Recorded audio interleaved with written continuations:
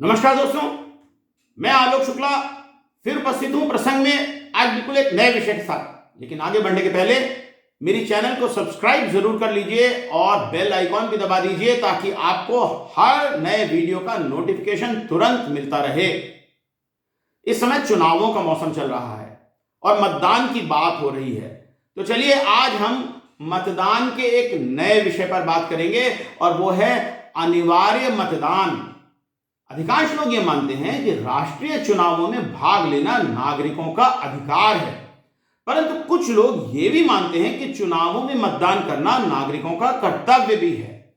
जिन देशों में मतदान को कर्तव्य माना जाता है वहां पर कानून बनाकर चुनावों में मतदान करने को अनिवार्य बना दिया गया है। भारत में भी लगभग हर राष्ट्रीय चुनाव के अवसर पर मतदान की अनिवार्यता की बहस छिड़ ही जाती है। आइए आज हम मतदान की अनिवार्यता के सभी पहलुओं को समझने की कोशिश करते हैं। अनिवार्य मतदान कोई नई अवधारणा नहीं है। बेल्जियम ने इसे 1892 में ही लागू कर दिया था, अर्जेंटीना ने इसे 1914 में और ऑस्ट्रेलिया ने 1924 में लागू किया। दूसरी ओर ऐसे देश भी हैं जहां अनिवार्य मतदान को पहले लागू किया और बाद में इसे समाप्त कर दिया। इसमें से वेनेजुएला और नीदरलैंड्स प्रमुख हैं। ग्रीक सिटी स्टेट एथेंस में यह माना जाता था कि निर्णय लेने की प्रक्रिया में भाग लेना प्रत्येक नागरिक का कर्तव्य है, लेकिन सभा में उपस्थिति स्वैच्छिक थी। परंतु सभा में भाग नहीं लेने वाले नागरिकों को समाज में प्रतिष्ठा नहीं मिलती थी। कभी कभी उपस्थिति जब इतनी कम हो जाती थी कि सभा को जारी रखने के लिए लोगों की और उपस्थिति की आवश्यकता होती थी, तब अनुपस्थित लोगों पर जुर्माना भी लगाया जाता था। रोमन समय में सिसरो का मानना था कि वोट देने का अधिकार रोमन नागरिकों को राजनीतिक भागीदारी प्रदान करता है, परंतु व्यवहार में मतदान केवल रोम में ही आयोजित किया जाता था। इसलिए बहुत से नागरिक जो दूर रहते थे और यात्रा का खर्च वहन करने में समर्थ नहीं थे या अन्य कारण से यात्रा करके रोम नहीं जा सकते थे, वो चुनावों में वोट नहीं देते थे। सिसरो ने एक ऐसे चुनाव का उल्लेख भी किया है जो कम मतदान के कारण जारी नहीं रह सका। मतदान की अनिवार्यता के पक्षधरों के तर्क हैं कि नंबर 1, लोकतंत्र में जनता के प्रतिनिधित्व को बेहतर बनाने और लोकतंत्र को मजबूत करने के लिए मतदान का प्रतिशत बढ़ाने की आवश्यकता है, जो अनिवार्य मतदान के माध्यम से किया जा सकता है। यदि मतदान का प्रतिशत कम है तो चुने हुए लोगों को जनता का वास्तविक प्रतिनिधि नहीं माना जा सकता। नंबर 2, जहां मतदान नागरिकों का अधिकार है वहीं उनका कर्तव्य भी है। विभिन्न देश नागरिकों पर अनेक कर्तव्य अधिरोपित करते हैं, जैसे करों का भुगतान, जूरी ड्यूटी, अनिवार्य शिक्षा, अनिवार्य सेना सेवा आदि। इसी तरह से लोकतंत्र में वोट देना भी और प्रतिनिधियों का चुनाव करना भी नागरिक की अनिवार्य जिम्मेदारी माना जाना चाहिए। जब नागरिक मतदान करते हैं तो प्रत्याशियों के संबंध में बेहतर जानकारी भी प्राप्त करते हैं, इससे बेहतर सरकारें बनती हैं। नंबर 4, हल्के दंड का प्रावधान करने से मतदान में बड़ी वृद्धि होती है। इंटरनेशनल आइडिया के डेटा के अनुसार अनिवार्य मतदान वाले देशों में अन्य देशों की तुलना में मतदान औसतन 7.3% अधिक होता है। नंबर 5, यह विचार कि अनिवार्य मतदान के कारण मतदान का प्रतिशत अधिक होता है, जिससे सरकार की राजनीतिक वैधता उच्च स्तर की होती है। नंबर 6, जिस तरह से गुप्त मतदान में हस्तक्षेप रुका जाता है, वैसे ही अनिवार्य मतदान मतदान स्थल तक पहुंचने की बाधाओं को दूर करता है। यह देखा गया है कि कभी कभी राजनीतिक दल ऐसे मतदाताओं को मतदान स्थल तक पहुंचने से रोक सकते हैं जिनके संबंध में उन्हें लगता है कि वो उनके पक्ष में मतदान नहीं करेंगे। इसी तरह से नियोक्ता मतदान के लिए छुट्टी देने में आनाकानी करते हैं और बहुत से लोग मतदान के अवकाश के दिन मतदान करने के स्थान पर घूमने फिरने निकल जाते हैं। अनिवार्य मतदान इन सभी कठिनाइयों से निजात दिला सकता है।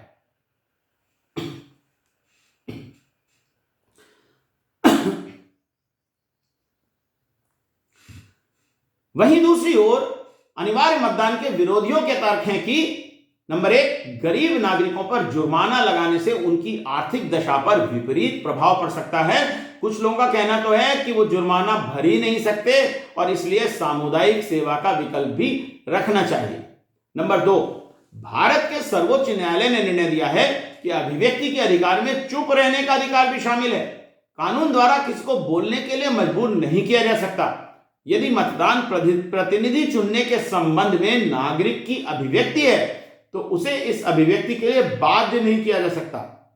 ऑस्ट्रेलिया के पूर्व विपक्षी नेता मार्क लेथम ने ऑस्ट्रेलियाई लोगों के 2010 के चुनाव के लिए बिना किसी चॉइस वाला खाली वोट डालने का आग्रह किया था।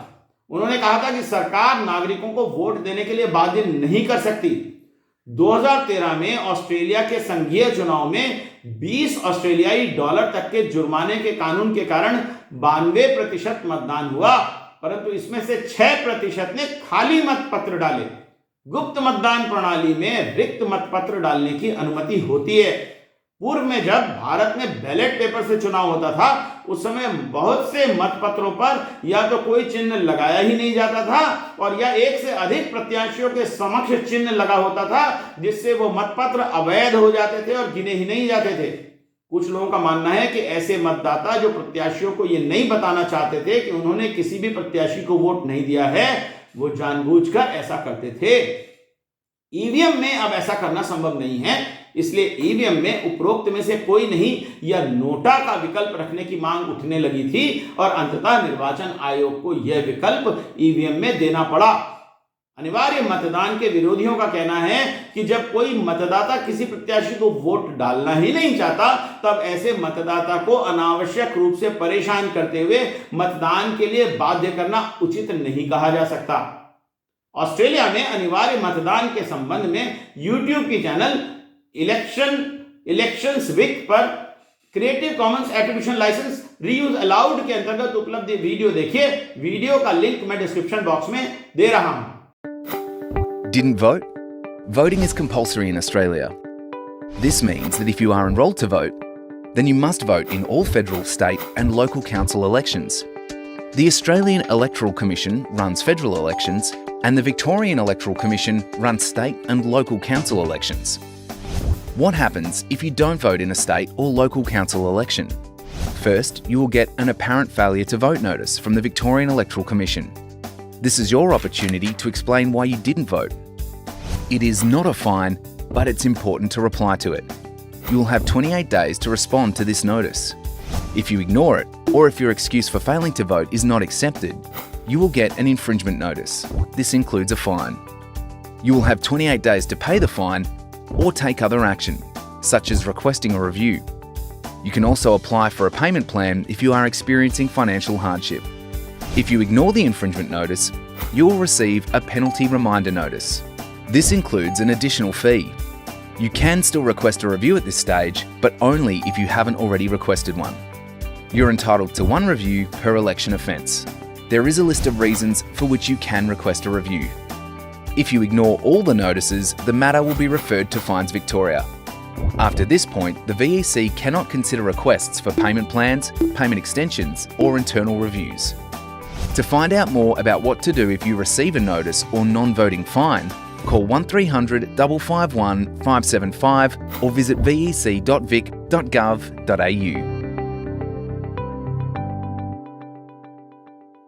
फिर तीसरी चीज है कि कुछ धर्म जैसे क्रिस्टाडोल्फियन और यहोवा के साक्षी राजनीतिक कार्यक्रमों में भाग लेने को प्रतिषेधित करते हैं, प्रतिबंधित करते हैं। इसलिए कई देश चुनावों में न जाने के लिए धार्मिक मान्यताओं को एक वैध बात मानते हैं। चौथी बात है कि अनिवार्य मतदान का एक नकारात्मक पहलू है कि राजनीतिक रूप से उदासीन लोगों को चुनावों में वोट डालने के लिए मजबूर किया जाता है और ऐसे लोग पैसे लेकर वोट दे सकते हैं। भारत जैसे देश में तो बिना अनिवार्यता के भी वोट के लिए नोट का प्रचलन है। भारत में गुजरात पहला राज्य था जहां राज्य सरकार ने स्थानीय शासन संस्थाओं के चुनाव में अनिवार्य मतदान का कानून बनाया था, परंतु गुजरात उच्च न्यायालय ने इस पर रोक लगा दी। न्यायालय ने कहा कि वोटिंग को अनिवार्य बनाना लोकतंत्र की मूल भावना के विपरीत है। बाद में कर्नाटका के स्थानीय चुनावों में भी अनिवार्य मतदान का नियम बनाया गया, परंतु इससे मतदान में कोई विशेष वृद्धि नहीं हुई। माननीय प्रधानमंत्री नरेंद्र मोदी जी उस समय गुजरात के मुख्यमंत्री थे। अनिवार्य मतदान के समर्थन में उनका उस समय का वीडियो उनकी YouTube चैनल नरेंद्र मोदी पर creative commons attribution licence reuse allowed पर उपलब्ध है। वीडियो के अंश देखिए, वीडियो का लिंक मैं डिस्क्रिप्शन बॉक्स में दे रहा हूं। ब्यूटी है जिसको राजनीतिक दल पसंद नहीं है, जिनको उम्मीदवार पसंद नहीं है, वो रिजेक्शन का भी वोट दे सकता है। उसके लिए कंपलसरी नहीं है कि जो खड़े हो उसमें किसी को उसको वोट देना पड़ेगा। वो एक और बटन दबाएगा और कहेगा कि कोई मुझे मंजूर नहीं है, मैं इस सब के खिलाफ अपना वोट देता हूं। मैं समझता हूं आज हिंदुस्तान के मतदाता को अपना गुस्सा व्यक्त करने के लिए कहीं जगह नहीं है। आज हिंदुस्तान के मतदाता को व्यवस्था के प्रति अपना रोष प्रकट करने का अवसर नहीं मिलता है। कंपलसरी वोटिंग के कारण हिंदुस्तान के मतदाता को अपना विरोध जताने का अवसर मिलता है, अपना रोष प्रकट करने का अवसर मिलता है। और भारत के अंदर पहली बार मतदाता को अपनी नाराजगी जताने के लिए हम मौका दे रहे हैं। अब तक पसंदगी जताने का अवसर मिला था, अब नाराजगी जताने का अवसर मिल रहा है। अनिवार्य मतदान के प्रभाव पर अनेक अध्ययन भी हुए हैं। स्विस कैंटन के एक अध्ययन में पाया गया कि अनिवार्य मतदान ने जनमत संग्रह में वामपंथी नीतियों के लिए समर्थन में 20% तक वृद्धि की। अमेरिका में किए गए एक अध्ययन में पाया गया कि यूनिवर्सल मतदान का प्रभाव राष्ट्रीय चुनावों में कम होगा, लेकिन स्थानीय चुनावों में अधिक होगा। ऑस्ट्रेलिया में अनिवार्य मतदान के अध्ययन में पाया गया कि इससे ऑस्ट्रेलियाई लेबर पार्टी के वोट शेयर और सीट शेयर में 7 से 10% की वृद्धि हुई है। 2016 के एक अध्ययन में पाया गया है कि अनिवार्य मतदान कई तरीकों से चुनावी सहभागिता में जेंडर के अंतर को कम करता है। नेदरलैंड्स के 2016 के एक अध्ययन में पाया गया कि अनिवार्य मतदान बंद करने के बाद डच सामाजिक लोकतांत्रिक पार्टियों के वोट शेयर में वृद्धि हुई, जबकि छोटी और एक्सट्रीम पार्टियों के वोट शेयर में कमी आई। 2024 के एक अध्ययन में पाया गया है कि अनिवार्य मतदान राजनीतिक ध्रुवीकरण को कम कर सकता है। अनिवार्य मतदान के संबंध में कुछ सर्वेक्षणों में जनता की राय जानने का प्रयास भी किया गया। ऑस्ट्रेलिया के सर्वेक्षणों में लगभग 60 से 70 लोग अनिवार्य मतदान के पक्ष में मिले हैं। बेल्जियम में 1893 से अनिवार्य मतदान लागू किया गया था, परंतु अब इसे समाप्त करने का अभियान चल रहा है।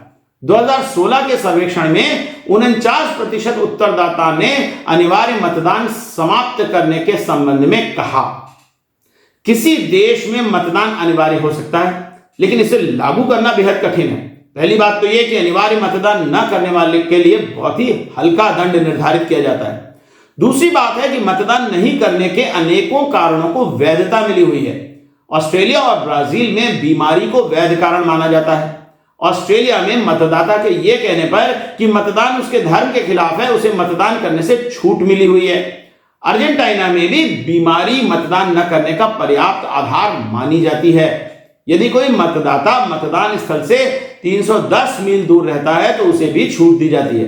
बेल्जियम के जो मतदाता विदेश में हैं, वो किसी दूतावास में जाकर मतदान कर सकते हैं या अन्य किसी मतदाता को वोट डालने का अधिकार दे सकते हैं।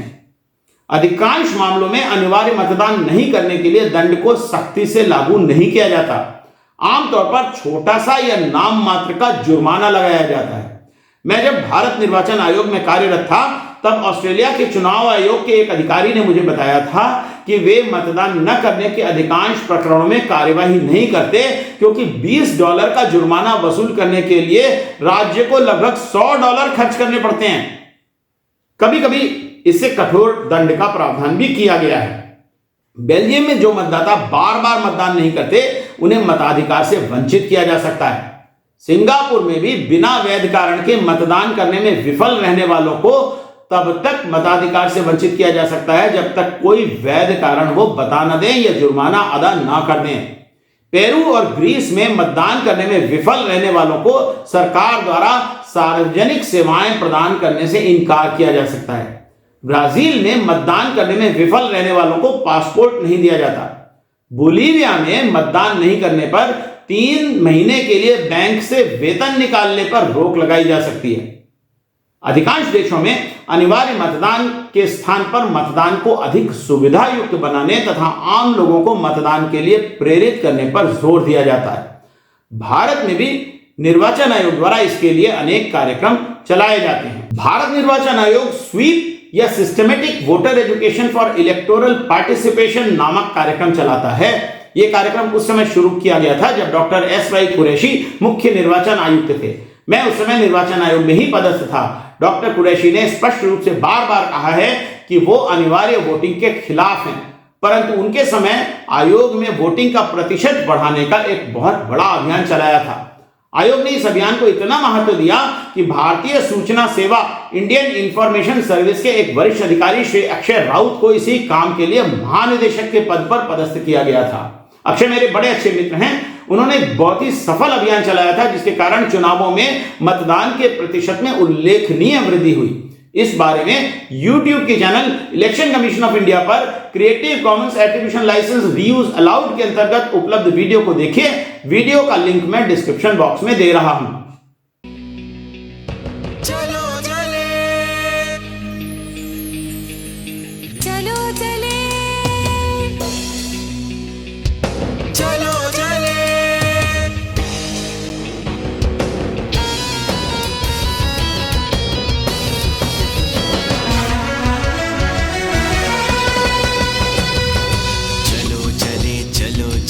चलो चले चलो चले चलो चले चलो चले चलो चले अधिकार संग वोट देने देश पुकारे। चलो चले चलो चले अधिकार संग वोट देने देश पुकारे। चलो चले चलो चले अधिकार संग वोट देने देश पुकारे। चलो चले चलो चले अधिकार संग वोट देने देश पुकारे। ये मौका चुक जाने ना हम देंगे कभी। चलो। निर्वाचन आयोग ने वोटर के रूप में पंजीकरण को आसान बनाने के लिए बहुत से कदम उठाए हैं। इसके लिए एक ऑनलाइन ऐप बनाई गई है।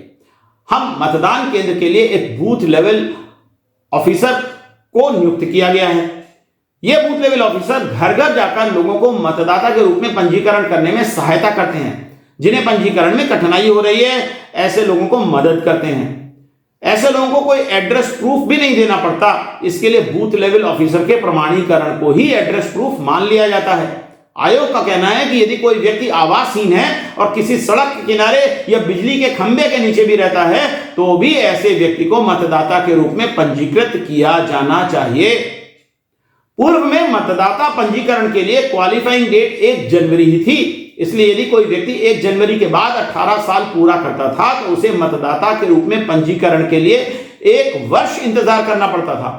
अब 1 जनवरी के अतिरिक्त 1 अप्रैल, 1 जुलाई और 1 अक्टूबर को भी क्वालिफाइंग डेट मान लिया गया है। इसके अतिरिक्त आयोग ने यह व्यवस्था भी की है कि 17 वर्ष से अधिक आयु के युवा 18 वर्ष की आयु प्राप्त होने के पहले अग्रिम आवेदन कर सकते हैं, जिससे 18 वर्ष पूर्ण होते ही अगली क्वालिफाइंग डेट पर उनका मतदाता के रूप में पंजीकरण हो सके। जो लोग चुनावी ड्यूटी पर हैं उन्हें डाक मतपत्र और चुनाव ड्यूटी प्रमाण पत्र के आधार पर मतदान की अनुमति होती है।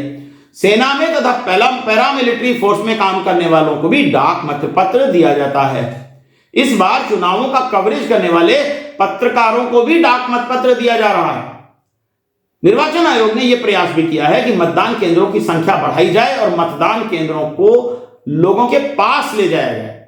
आयोग ने मोबाइल मतदान केंद्र बनाए हैं, जेलों में मतदान केंद्र बनाए हैं और दूरस्थ क्षेत्रों में बहुत कम वोटरों के लिए भी मतदान केंद्र बनाए हैं। यहां तक कि गुजरात में एक मतदान केंद्र तो ऐसा है जहां केवल एक ही वोटर है। एनडीटीवी में इस बारे में एक न्यूज स्टोरी जरूर देखिए। फिर बुजुर्ग मतदाताओं के लिए आयोग ने यह व्यवस्था की है कि उनके घर ही ईवीएम ले जाकर उनसे मतदान कराया जा सके। पिछले चुनावों में मैसूर में इसी तरह की वोटिंग का एक समाचार और चित्र देखिए। निर्वाचन आयोग ने मतदान केंद्रों पर पीने के पानी, धूप से बचाव, शौचालय, निःशक्तजनों के लिए रैंप आदि न्यूनतम सुविधाओं की व्यवस्था भी की है।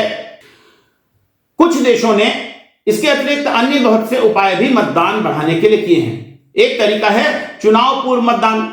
इससे मतदान के दिन के पहले कुछ विनिर्दिष्ट मतदान केंद्रों पर मतदान किया जा सकता है। यह उनके लिए लाभकारी हो सकता है जो मतदान के दिन किसी कारण से मतदान केंद्र पर नहीं जा सकते। भारत में स्थानीय संस्थाओं के चुनावों में इंटरनेट पर रिमोट वोटिंग का प्रयोग भी गुजरात में किया गया है। भाजपा के सांसद श्री जनार्दन सिग्रीवाल ने लोकसभा में 2019 में एक प्राइवेट मेंबर बिल प्रस्तुत किया था जिसमें कहा गया था कि मतदान को अनिवार्य बनाया जाए और मतदान नहीं करने वालों पर 500 रुपए का जुर्माना लगाया जाए। 2022 में सरकार की ओर से कहा गया कि यह प्रैक्टिकल नहीं है और उसे कानूनी चुनौतियां भी मिल सकती हैं। इसके बाद यह बिल लोकसभा ने पारित नहीं किया। मतदान को अनिवार्य करने के संबंध में सर्वोच्च न्यायालय में जनहित याचिका भी दायर की गई थी, परंतु न्यायालय ने उसे खारिज कर दिया। इन बातों से ऐसा लगता है कि भारत में अभी मतदान को अनिवार्य करने के लिए कोई सहमति नहीं है। 18 अक्टूबर 2022 को एबीपी लाइव की एक खबर से लगता है कि चुनाव आयोग पिछले दरवाजे से मतदान को अनिवार्य करने का प्रयास कर रहा है। खबर यह है कि गुजरात चुनाव के समय चुनाव आयोग ने 1000 फर्म से यह समझौता किया था कि छुट्टी लेकर वोट नहीं देने वाले लोगों का नाम कंपनी के नोटिस बोर्ड पर चस्पा किया जाएगा। देखने में यह बात साधारण सी है, परंतु है बहुत खतरनाक। ये निजता के अधिकार का हनन तो है ही, साथ ही ऐसे लोगों के सामाजिक बहिष्कार का कारण भी बन सकती है जिन्होंने वोट नहीं दिया। कोई आश्चर्य की बात नहीं है कि कर्मचारियों में इसका बहुत विरोध हुआ। चुनाव आयोग ने इस प्रयोग की सफलता या असफलता के संबंध में कोई आधिकारिक रिपोर्ट जारी नहीं की है। भारत में तो हमारा अनुभव यह रहा है कि मतदान को अनिवार्य बनाए बिना भी मतदान का प्रतिशत बढ़ाया जा सकता है। सच तो यह है कि अनिवार्यता और लोकतंत्र आपस में विरोधाभासी हैं। वोट देने के अधिकार में वोट ना देने का अधिकार भी शामिल होना चाहिए, क्योंकि इस बात की संभावना है कि कोई मतदाता चुनाव लड़ रहे किसी भी प्रत्याशी को वोट ना देना चाहे। अंत में एक सवाल आपसे, आपको क्या लगता है, भारत में अनिवार्य मतदान लागू किया जाना चाहिए या नहीं? अपना उत्तर कमेंट सेक्शन में लिखकर जरूर दीजिएगा। शीघ्र ही मिलेंगे प्रसंग में एक नए विषय के साथ। तब तक के लिए नमस्कार।